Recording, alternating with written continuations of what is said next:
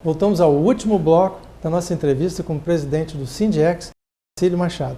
Marcílio, falamos dos deveres de casa que nós precisamos fazer, quer dizer, a nossa indústria perdendo competitividade, se diversificando menos, a gente exportando turistas que estão trazendo bilhões de dólares em compras no exterior, porque o nosso produto é muito caro. $1 a R$ 3,50. Agora nós vamos inverter essa balança, vamos poder colocar o nosso produto lá fora, nós precisamos fazer um corte nos impostos para tornar a nossa indústria mais competitiva e a infraestrutura portuária, a infraestrutura logística do país. Bom, essa é uma boa pergunta, porque primeiro, muitas pessoas acreditam que o dólar a 3,50, o câmbio vai ser suficiente para a retomada das exportações brasileiras.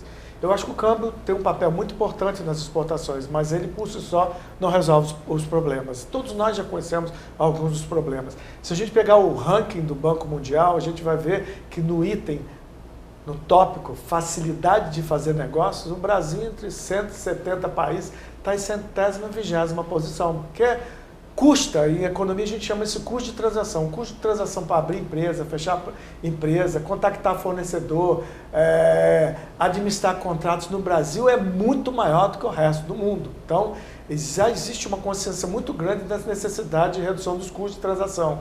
A legislação trabalhista brasileira merece que ocorra uma flexibilidade. Olha a Alemanha. A Alemanha é um bom exemplo. Pequenas e médias empresas, familiares, empresas com poucos funcionários, tem uma participação muito grande no comércio exterior da Alemanha. No Brasil não é assim, 80%. São só grandes empresas. São só grandes empresas. Nós precisamos incluir os médios e pequenos nesse esforço de exportação do Brasil. A Alemanha é um bom exemplo para a gente seguir, para a gente aprender. Com relação à redução, a carga tributária está muito alta, mas eu acho que nesse momento de ajuste é muito difícil que o governo tome uma medida de redução de carga tributária. Se não conseguir, de uma certa forma, nesse momento, que haja uma redução da carga tributária, pelo menos teria que trabalhar para a facilitação de negócios, esses custos de transação, de abrir, de fechar a empresa e tudo mais. Porque isso onera muito. E uma das coisas mais importantes é o seguinte, isso inibe inovação. Para a gente ser competitivo, e inovação não fala só você ter tecnologia aplicada a produtos e serviços. Inovação significa processos e métodos e tudo mais. Então, numa época onde está tendo uma grande influência de tecnologia nos negócios do mundo, o Brasil está sendo demais conservador no sentido de enxergar as mudanças que estão acontecendo, principalmente as mudanças decorrentes de comunicação, telecomunicação, no mundo inteiro, e nós temos que aceitar essas novas maneiras de trabalhar, de administrar empresas, e isso tem que ser um trabalho feito entre governo e empresa. O outro lado, você colocou muito bem, discutir, por exemplo, infraestrutura. Aqui no Espírito Santo, nós estamos perdendo competitividade. Muitos dos empresários estão saindo daqui, indo para outros estados, principalmente Santa Catarina, que está com uma infraestrutura logística melhor de comércio exterior. O Espírito Santo, a nossa participação nas importações era 5% das importações brasileiras, hoje aproximadamente 3%. Santa Catarina, que era inferior ao Espírito Santo, passou a ter uma participação de 7,5%. Por quê? Isso porque muitos empresários capixabas estão trabalhando nos portos, por causa de uma infraestrutura melhor, navios maiores, com transit time, tempo de trânsito menor chegando em Santa Catarina. Hoje o Espírito Santo precisa urgentemente de um terminal de containers. Porque o comércio se fala nisso há muitos anos, mas praticamente nada foi feito, né? Então você tem o aeroporto, tem 15 anos o processo de ampliação e não se conclui, sempre com problemas. Né? Os portos também, problemas de dragagem, problemas de execução. E até tão propalado aí Porto de Águas Profundas, que foi dito aqui no Espírito Santo há muitos anos, projetos inclusive foram feitos, ainda não saiu do papel nem a opção do local mais adequado, né?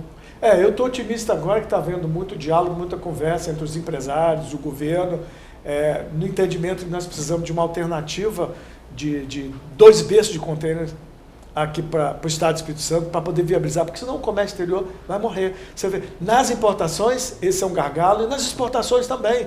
Por exemplo, um dos setores mais importantes para a economia capixaba, o setor de rochas ornamentais, como é que não tem container para poder exportar os produtos dele? As exportações estão sendo feitas através de outros portos brasileiros que oneram o custo. E nós perdemos, então, em termos de competitividade. Tem que pagar um frete daqui para o Rio de Janeiro, para outro estado do Brasil, para só assim esse produto ir para o mercado norte-americano. Via rodoviária. Ou via rodoviário, ou tem que ter um feeder, um navio que leva aqui para outro porto. Quer dizer, então a gente está falando, quer dizer, carga tributária, que deve ser reduzida, mas talvez não seja viável reduzir a curto prazo, mas tem um dever de casa muito grande a ser feito em termos de infraestrutura e logística, porque a gente fala em container, porque uma das coisas, um dos fatores que viabilizou a globalização e fez aumentar o comércio internacional foi a invenção do container. Essa caixa viabilizou, reduziu muito o custo, conseguiu ganhar escala para que o comércio internacional avançasse. Então, esse é o dever de casa que nós devemos fazer, nós estamos discutindo e esperamos que possamos implementar, não a longo prazo, mas a médio prazo, para que a gente possa poder receber navios maiores com containers aqui no estado. Agora, Marcílio, fazendo uma analogia, uma família que está endividada, a primeira coisa que ela deve pensar é cortar o seu orçamento, né? Um pouco, reduzir o seu orçamento nas coisas que não são fundamentais, né? Como saúde, educação, etc. O Brasil não está fazendo isso, né? O governo brasileiro ainda não mostrou uma forma de reduzir seus custos e melhorar a sua gestão.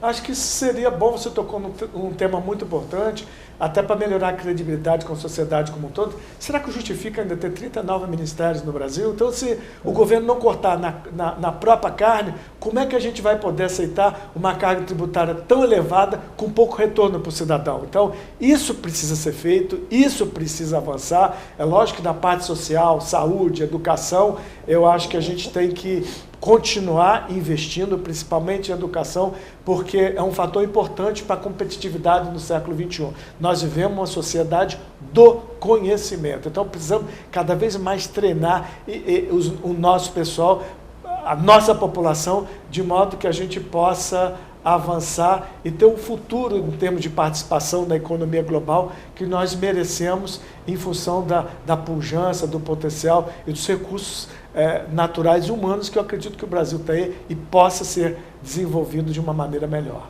Marcílio, por final, o Estado do Espírito Santo, qual é a perspectiva, como você vê o Estado do Espírito Santo nesse cenário da economia nacional e global?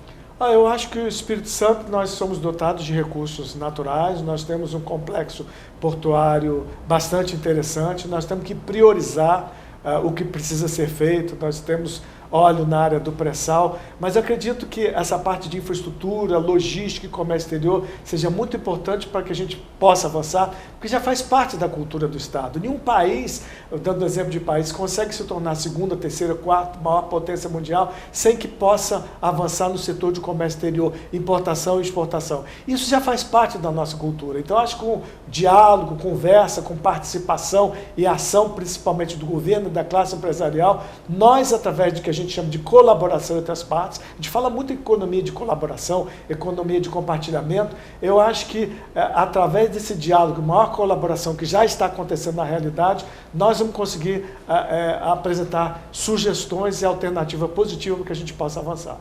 Muito obrigado, presidente. É um prazer. Pelas suas informações aí. Tá bom, obrigado então.